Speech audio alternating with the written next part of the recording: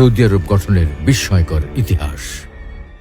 প্রিয় দর্শক, বিশ্বের সর্বশ্রেষ্ঠ ও দুর্দান্ত প্রতাপের অধিকারী অটোমান সাম্রাজ্য এবং প্রথম বিশ্বযুদ্ধের জটিল সমীকরণ পেরিয়ে গঠিত হয়েছে আজকের সৌদি আরব। দুই পবিত্র মসজিদের এই দেশ পৃথিবীর ১৯তম শীর্ষ অর্থনীতির দেশ এবং বিশ্বের প্রধান অর্থনৈতিক শক্তিধর দেশগুলোর সংগঠন G20-র একমাত্র আরব সদস্য। অন্যদিকে দেশটির হাতে এশিয়ার পঞ্চম বৃহত্তম ও সবচেয়ে বড় আরব দেশের তকমাও রয়েছে। তবে আশ্চর্যের বিষয় হল, ধর্মীয় ও আধ্যাত্মিক এবং রাজনৈতিক ও অর্থনৈতিকভাবে সমৃদ্ধ বিশাল এই দেশটি গঠন করেছেন মাত্র ২০ বছর বয়সী এক তরুণ। কিন্তু কিভাবে সম্ভব হলো এত অল্প বয়সে এত বিশাল রাষ্ট্র গঠন? অত্যন্ত বিস্ময়কর ও কৌতূহলোদ্দীপক এই বিষয়টি নিয়ে আমাদের আজকের এই আয়োজন। তো চলুন দেরি না করে বিস্তারিত আলোচনা শুরু করা যাক। এক নজরে বর্তমান সৌদি আরব। প্রিয় দর্শক, আধুনিক সৌদি আরব মোট ৩টি পর্বে গঠিত হয়েছে, যার শুরুটা হয়েছে ১৭২৭ সালে এবং সমাপ্ত হয়েছে ১৯৩২ সালে। তার মানে সৌদি আরব বর্তমান সীমানায় পৌঁছাতে সময় লেগেছে ২০৫ বছর।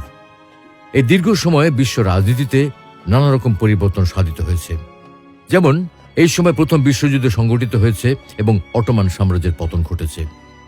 বৈশ্বিক রাজনীতির পট পরিবর্তনের পাশাপাশি আরব অঞ্চলেও নানা রকম রাজনৈতিক সমীকরণ ঘটেছে। ফলে বিষয়গুলো ভালোভাবে বোঝার জন্য প্রথমে বর্তমান সৌদি আরবের কিছু মৌলিক তথ্য জেনে নেওয়া দরকার। সৌদি আরব আরব উপদ্বীপের অধিকাংশ জায়গা জুড়ে বিস্তৃত। পশ্চিম এশিয়ায় অবস্থিত দেশটি এশিয়া মহাদেশের পঞ্চম বৃহত্তম দেশ।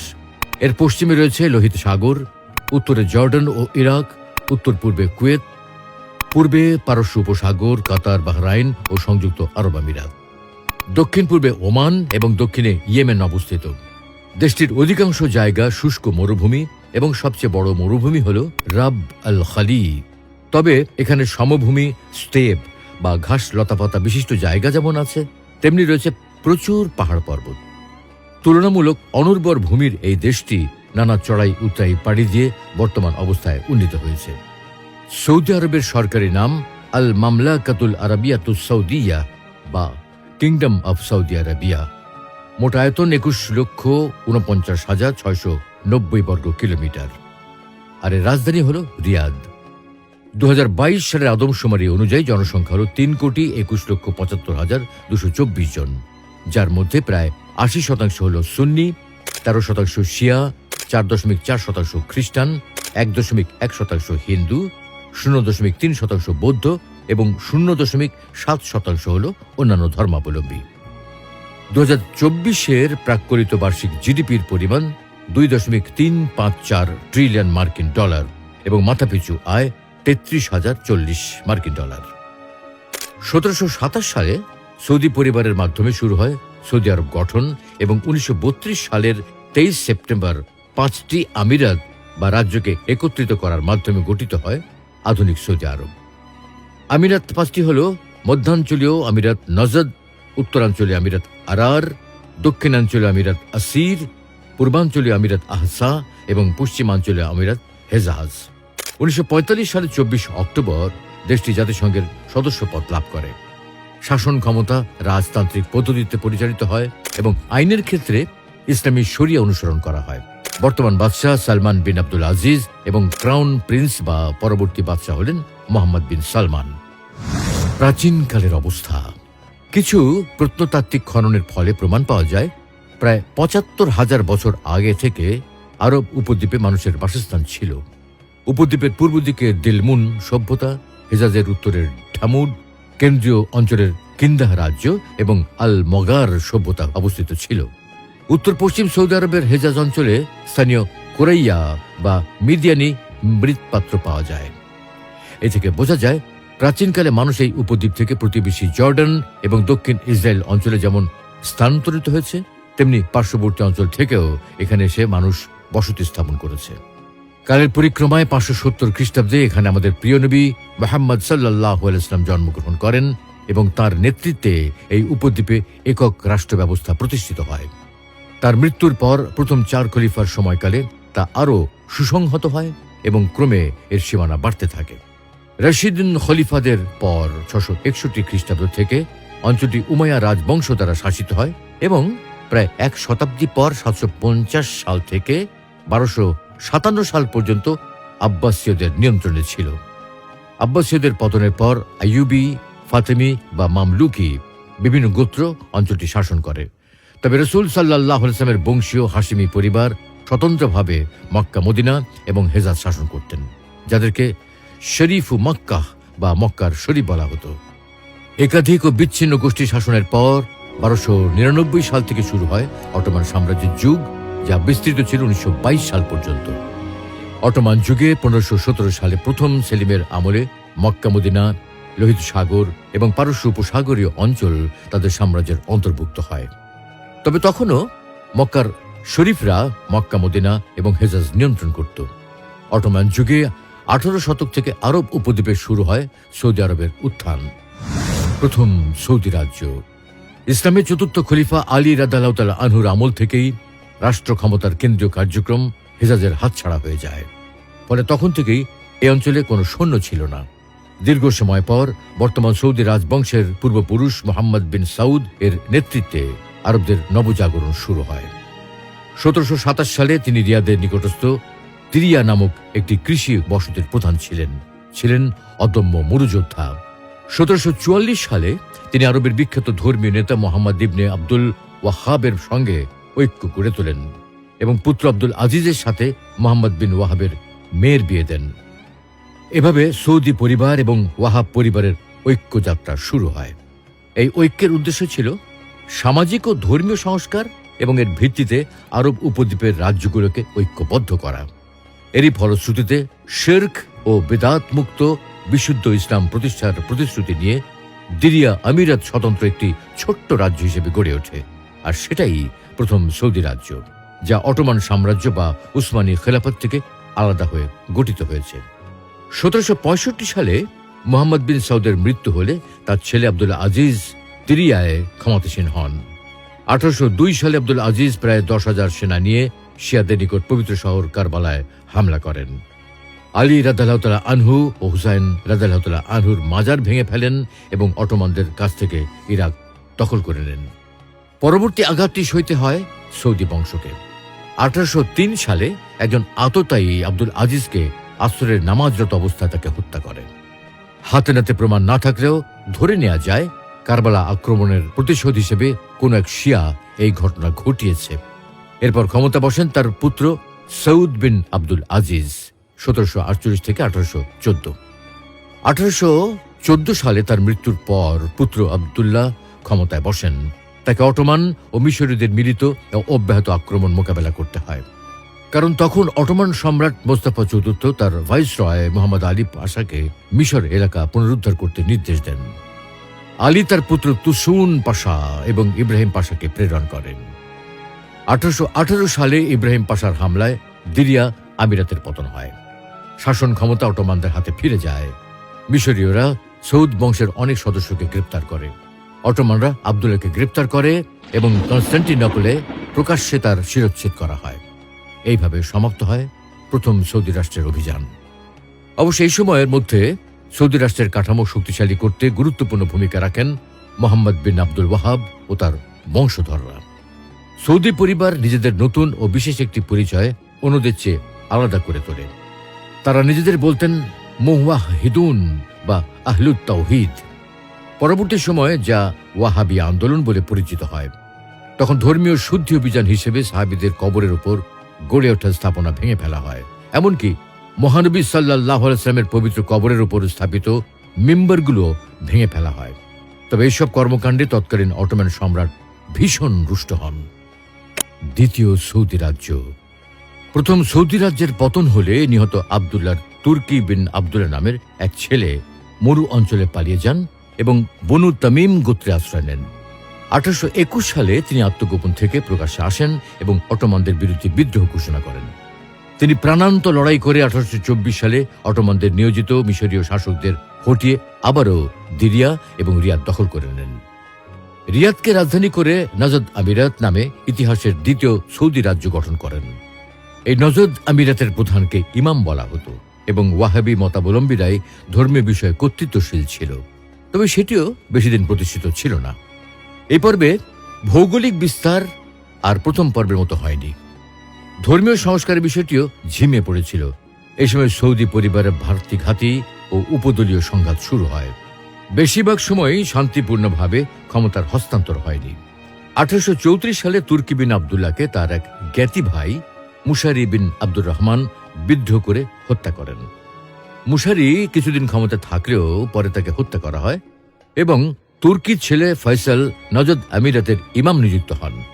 কিন্তু 1891 সালে মুলাইদার যুদ্ধে অটোম্যানদের অনুগত রশিদি বাহিনীর হাতে দ্বিতীয় সৌদি আমিরাতের পতন ঘটে। ক্ষমতা চলে যায় অটোম্যান শাসক মোহাম্মদ বিন রশিদের হাতে। ফলে সৌদি পরিবারের শেষ উত্তরসূরি আব্দুর রহমান বিন ফয়সাল সহচরদের নিয়ে পালিয়ে যান।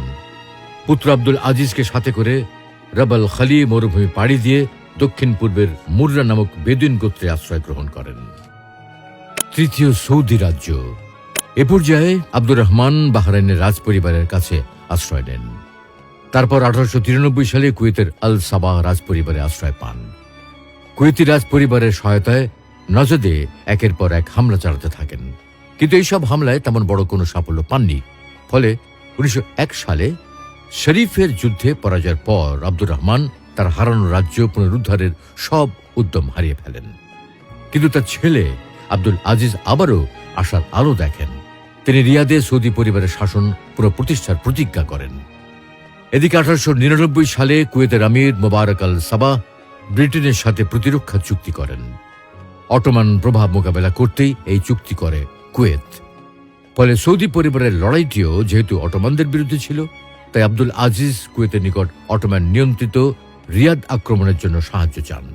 কুয়েত তখন সানন্দে ঘোড়া ও অস্ত্র সরবরাহ করে, যা দিয়ে তিনি 1902 সালের 13 জানুয়ারি রিয়াদের মাসমাক দুর্গ আক্রমণ করেন এবং যুদ্ধে জয়লাভ করেন। জয়লাভের পর তিনি রিয়াদ আমিরাত প্রতিষ্ঠার মাধ্যমে তৃতীয় সৌদি রাজ্যের সূচনা করেন। এরপর নজদের বিভিন্ন অঞ্চল থেকে একে একে রশিদিদের হটিয়ে বিভিন্ন শহর রিয়াদ আমিরাতের সঙ্গে সংযুক্ত করতে থাকেন। 1907 সালের মধ্যে নজদের বিরাট এলাকা দখলে নিয়ে আসেন। 1913 সালে গুরুত্বপূর্ণ মরুদ্যান আহসা ও কাতিফ দখল করে নেন।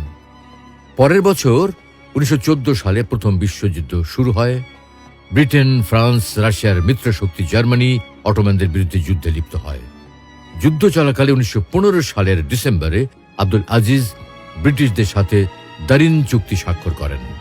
ব্রিটিশদের পক্ষে মধ্যপ্রাচ্য প্রধান major general sir Percy Cox চুক্তিতে স্বাক্ষর করেন, আর এই চুক্তি মোতাবেক সৌদি রাজত্ব ব্রিটিশদের প্রোটেক্টরেটে পরিণত হয়। প্রথম বিশ্বযুদ্ধে অটোম্যানদের দুর্বল অবস্থা এবং সৌদি পরিবারের সাথে ব্রিটিশদের সখ্যতা দেখে অটোম্যান সমর্থিত তৎকালীন মক্কার শরীফ হুসাইন বিন আলী চিন্তিত হয়ে পড়েন। তিনি মিশরের ব্রিটিশ রাষ্ট্রদূত স্যার হেনরি ম্যাকমাহানের সাথে যোগাযোগ শুরু করেন এবং অটোমান সাম্রাজ্য বা উসমানী খিলাফতের অন্তর্ভুক্ত বিশাল আরব ভূখণ্ডের রাজনৈতিক ভবিষ্যৎ নিয়ে মতবিনিময় করেন। একসময় ব্রিটেন ও ফ্রান্সের মদদে এবং ব্রিটিশ সামরিক অফিসার টি.ই. লরেন্সের প্রত্যক্ষ পরিচালনায় মিডল ইস্টার্ন ফ্রন্টে অটোমানদের বিরুদ্ধে যুদ্ধ শুরু করেন। এই টি.ই. লরেন্সই পরবর্তী সময়ে লরেন্স অফ অ্যারেবিয়া নামে পরিচিত হন, যাকে নিয়ে হলিউডে চলচ্চিত্র নির্মাণ করা হয়েছে। তো যাই হোক, অবশেষে অটোমানরা প্রথম বিশ্বযুদ্ধে পরাজিত হয়। 1918 সালে প্রথম বিশ্বযুদ্ধে অটোমানদের পরাজয়ের মধ্যে দিয়ে 1300 বছর পর মধ্যপ্রাচ্য মুসলিম খিলাফতের হাতছাড়া হয়ে যায়। পুরস্কার হিসেবে ব্রিটিশরা হুসাইন বিন আলীর দ্বিতীয় ছেলে আবদুল্লাহকে জর্ডানের রাজত্ব এবং তৃতীয় ছেলে ফয়সালকে ইরাকের রাজত্ব প্রদান করে, আর হুসাইনকে হেজাজ অঞ্চল তথা মক্কা মদিনার শাসক পদে বহাল রাখে। ফলে এবার সৌদি পরিবার কিছুটা বেকায়দায় পড়ে যায়, কেননা ব্রিটিশদের সহায়তায় তাদের প্রতিপক্ষ হুসাইন পরিবার 3 দেশের রাজত্ব পেয়ে যায়। অবশ্য তখনও রিয়াদ আমিরাত সৌদি পরিবারের হাতে থেকে যায়। এদিকে যুদ্ধের পর ব্রিটিশরা আব্দুল আজিজকে উদ্বৃত্ত গোলা বারুদ দিয়ে দেয়, আর ওই অস্ত্র ও গোলা বারুদ নিয়ে সৌদিরা দক্ষিণ পশ্চিম আরব অঞ্চলে ক্রম ধ্বংসমান অটোমানদের অনুগত রশিদিদের উপর আক্রমণ শুরু করে। 1922 সালে রশিদিরা পরাজিত হয়। ফলে সৌদি পরিবার নিয়ন্ত্রিত ভূখণ্ডের পরিমাণ দ্বিগুণ হয়ে ওঠে এবং ইরাকে নিযুক্ত ব্রিটিশ রাষ্ট্রদূত পার্সি কক্সের মধ্যস্থতায় স্বাক্ষরিত উইকার প্রোটোকলের আওতায় এই বিশাল অঞ্চলে সৌদি রাজত্ব স্বীকৃতি লাভ করে। এই সময় পর্যন্ত আব্দুল আজিজ হেজাজের শাসক হুসাইনের সাথে কোনো সংঘাতে জড়াননি। তবে 1924 সালের 3 মার্চ মোস্তফা কামাল পাশা তুরস্কে অফিসিয়ালি অটোমান খিলাফত বিলুপ্ত ঘোষণা করে। হুসাইন বিন আলী তখন খিলাফতের পতনে ব্যথিত হন এবং ব্রিটিশদের ক্ষুব্ধ হওয়ার আশঙ্কা সত্ত্বেও 5 মার্চ নিজেকে মুসলিমদের খলিফা ঘোষণা করেন। ব্রিটিশরা স্বাভাবিকভাবেই এই ঘোষণা মেনে নেয়নি এবং হেজাজের শাসক হিসেবে হুসাইনের উপর থেকে সমর্থন প্রত্যাহার করে নেয়। এই সুযোগে আব্দুল আজিজ হেজাজ আক্রমণ করেন এবং 1925 সালের শেষ নাগাদ পুরো হেজাজ দখলে নিয়ে নেন। পরের বছরে 1926 সালের 8 জানুয়ারি মক্কা, মদিনা ও জেদ্দার গোত্রীয় নেতাদের সমর্থনে নিজেকে হেজাজের সুলতান ঘোষণা করেন। 1927 সালের 27 জানুয়ারি আগের নজদ ও বর্তমান হেজাজ মিলিয়ে kingdom of Najd and Hejaz ঘোষণা করেন। 4 মাস পর 27 মে ব্রিটিশদের সাথে সম্পাদিত 1915 সালের দারিন চুক্তির সমাপ্তি ঘটে এবং প্রোটেক্টরেট স্ট্যাটাস বাতিল হয়ে যায়। এই দিনে নতুন করে জেদ্দা চুক্তি করা হয়, যার মাধ্যমে ব্রিটিশরা কিংডম অফ নজদ অ্যান্ড হেজাজকে স্বাধীন হিসেবে স্বীকৃতি প্রদান করেন। পরবর্তী 5 বছর আব্দুল আজিজ তার 2 রাজত্ব রিয়াদ আমিরাত এবং নজদ ও হেজাজকে আলাদা রেখেই শাসন করে। অবশেষে তিনি 1932 সালের 23 সেপ্টেম্বর 2 রাজত্বকে একত্রিত করে এক রাজকীয় ফরমান জারি করেন। অধিকৃত আরব অঞ্চল নিজ বংশের পদবি অনুসারে আল মামলাকাতুল আরাবিয়াতুস সৌদিয়া বা কিংডম অফ সৌদি আরবিয়া বলে ঘোষণা করেন। তাই 23 সেপ্টেম্বর সৌদি আরবের জাতীয় দিবস হিসেবে পালিত হয়ে আসছে। 1938 সালে পারস্য উপসাগর উপকূল বরাবর আহসা অঞ্চলে প্রচুর পরিমাণে তেল আবিষ্কৃত হয় এবং 1949 সালে পুরো দমে উৎপাদন শুরু হয়, যা আব্দুল আজিজকে প্রভূত অর্থনৈতিক সাফল্য এনে দেয়। এরপর 1945 সালে তিনি প্রেসিডেন্ট ফ্র্যাঙ্কলিন ডি রুজভেল্টের সঙ্গে সাক্ষাৎ করেন এবং সৌদি সরকারকে সুরক্ষার বিনিময়ে মার্কিন যুক্তরাষ্ট্রে তেল সরবরাহ শুরু করেন। সুপ্রিয় দর্শক, 1902 সালে আব্দুল আজিজ যখন তৃতীয়বারের মতো সৌদি পরিবারের শাসন শুরু করেন, তখন তার বয়স সবে 20 ছুঁয়েছে এবং 1953 সালে মৃত্যু পর্যন্ত তিনি সৌদি আরব শাসন করেন। এরপর উত্তরাধিকার সূত্রে তার 6 পুত্র রাজ্যটি শাসন করেছেন এবং বর্তমান বাদশাহ সালমানও তারই সন্তান। তার মানে পৃথিবীর অন্যতম প্রধান তেল উৎপাদন ও রপ্তানিকারক এবং দ্বিতীয় বৃহত্তম হাইড্রোকার্বন মজুতকারী 2.354 ট্রিলিয়ন মার্কিন ডলারের 19তম শীর্ষ অর্থনীতির দেশ আজকে সৌদি আরব এই তরুণের হাতে প্রতিষ্ঠিত হয়েছে। আর এ কারণেই তাকেই আধুনিক সৌদি আরবের প্রতিষ্ঠাতার মর্যাদা দেওয়া হয়। ইসলামের ধর্মীয় সংস্কার আন্দোলনে সৌদি পরিবারের পূর্বসূরীদের সক্রিয় অংশগ্রহণ ছিল, যার ফলে ভারতীয় উপমহাদেশের উপনিবেশ বিরোধী লড়াইয়ের অনেক কিংবদন্তি মুসলিম ব্যক্তিত্বকে তা প্রভাবিত করেছিল। কিন্তু আধুনিককালে পশ্চিমা বিশ্ব তাদের কিছু কিছু কর্মকাণ্ড, সালাফি মতবাদ গ্রহণ ও মানবাধিকার লঙ্ঘনের কথা বলে তাদের সমালোচনা করে। যদিও মানব উন্নয়ন সূচকে দেশটির অবস্থান অনেক ঊর্ধ্বে এবং সরকারি হিসেব মতে অপরাধের হার প্রায় 0। এমন গবেষণা ভিত্তিক বিশ্লেষণ পেতে জ্ঞানের আলো চ্যানেলটি সাবস্ক্রাইব করতে ভুলবেন না। আল্লাহ হাফেজ।